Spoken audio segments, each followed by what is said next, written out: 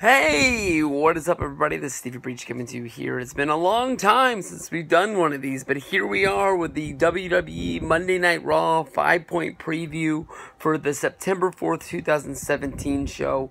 Tomorrow night is going to be a big show that is on the road to WWE No Mercy. Then in a matter of 1 week, turned right around into putting WWE basically into WrestleMania season. Already we have two big, I guess you can say, main event matches for No Mercy, with Braun Strowman going up against Brock Lesnar and having Roman Reigns going up against John Cena. There's going to be a lot of other matches that fill out that show, but already, who is not ready to buy the WWE Network for $10 a month to watch No Mercy when basically they're giving you two matches that could easily be on WrestleMania 34 and people not complain about what's going to be going on in the show?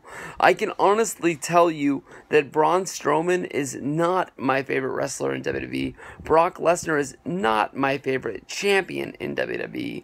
But that's going to be one hell of a match. Braun Strowman is one guy that has honestly been built up for... I'm not sure when he started getting his rise, but I guess a year ago when they did the brand split and they broke up the Wyatts, they've been pushing this guy to get to this point to be a main eventer, to be a main guy.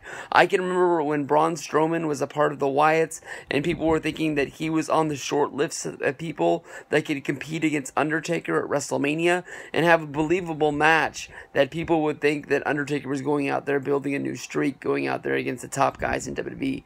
Honestly, at that point, I crapped all over that match, basically saying that I didn't think Braun Strowman was going to be much out of anything. I can honestly tell you that I'm really pleased at where he is on the roster, even though it does seem that he does have a lot of television matches that don't really mean a lot.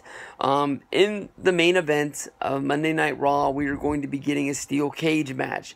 Normally, when that is announced for Raw, you're going to get a big match that is going to have a lot of hype that falls flat.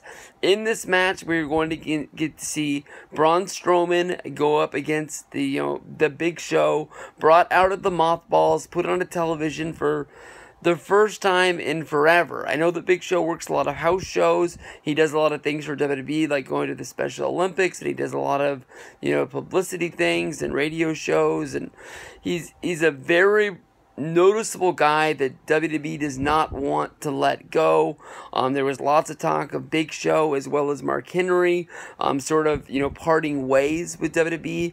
WWE likes to keep Big Show, I guess you can say, on ice so they can break him out to have, as you can say, moments where he puts people over.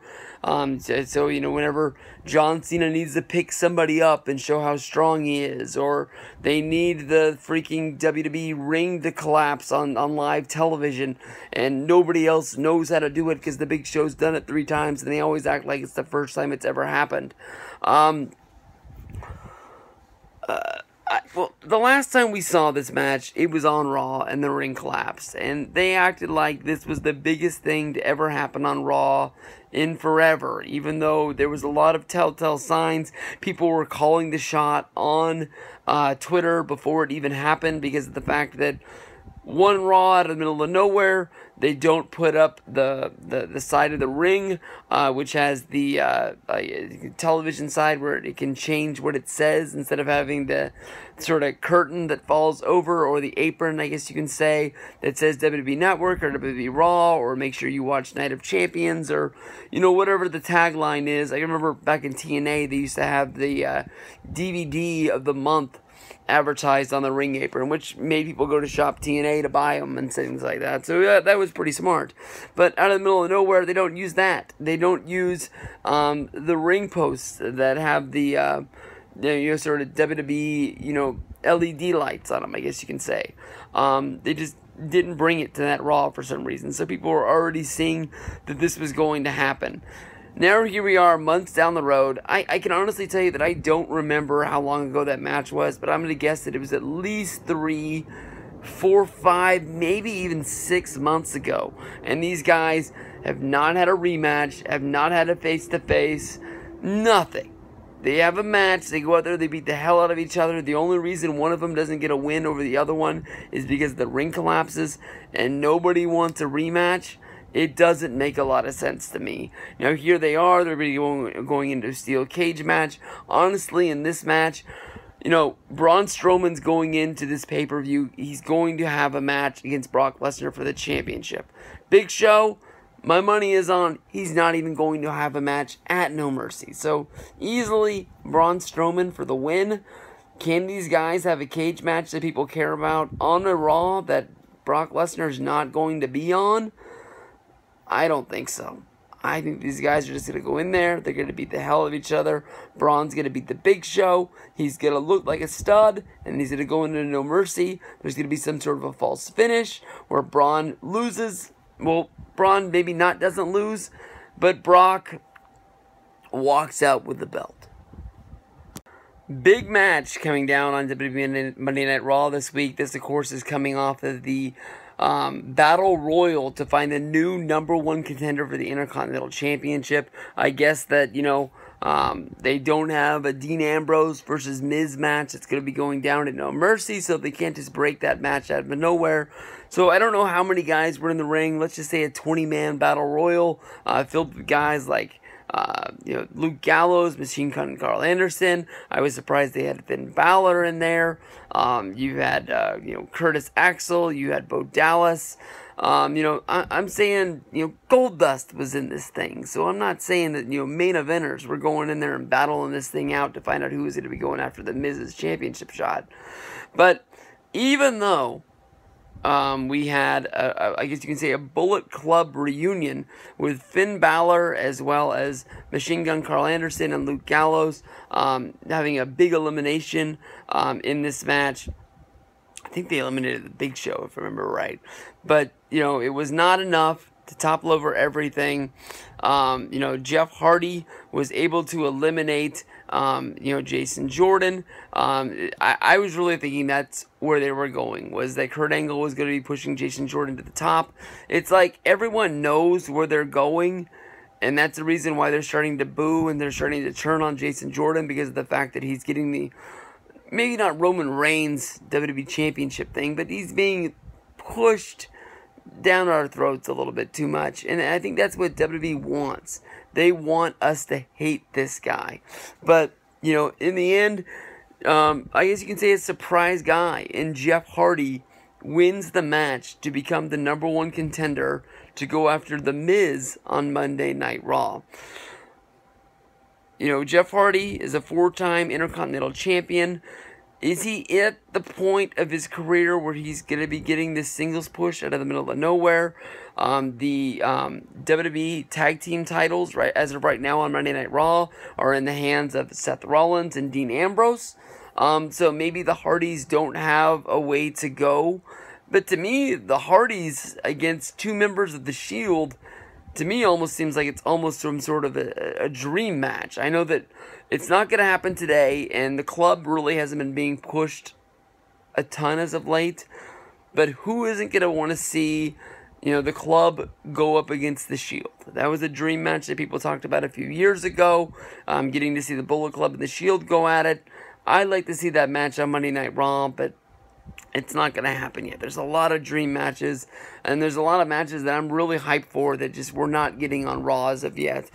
Jeff Hardy, we've seen him wrestle in singles. I know that it was after their return. I think it was Matt Hardy had a match against Sheamus, and I think it was Jeff Hardy had a match against Cesaro.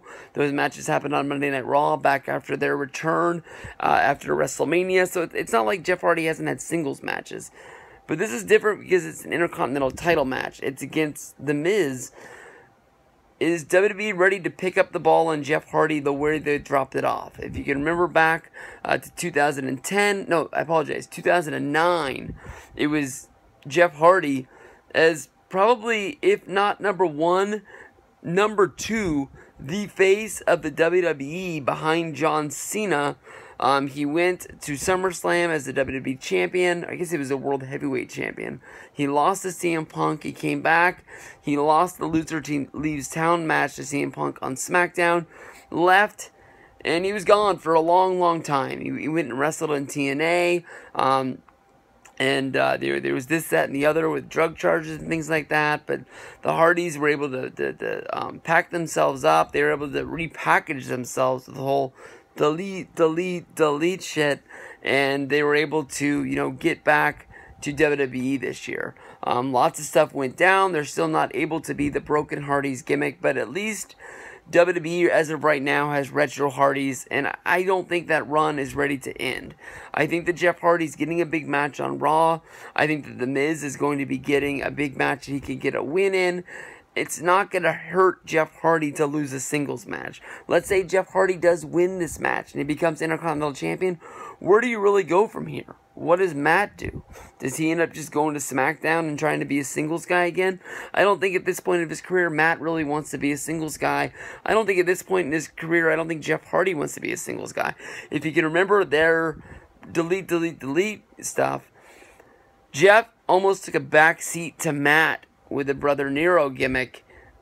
I think that Jeff Hardy still wants to wrestle. I think he still wants to be in WWE, but I don't think he wants to be champion. I don't even think he wants to be Intercontinental Champion. I don't think he's going to turn anything down, but I don't think that's where they're going. I think the Miz wins this match.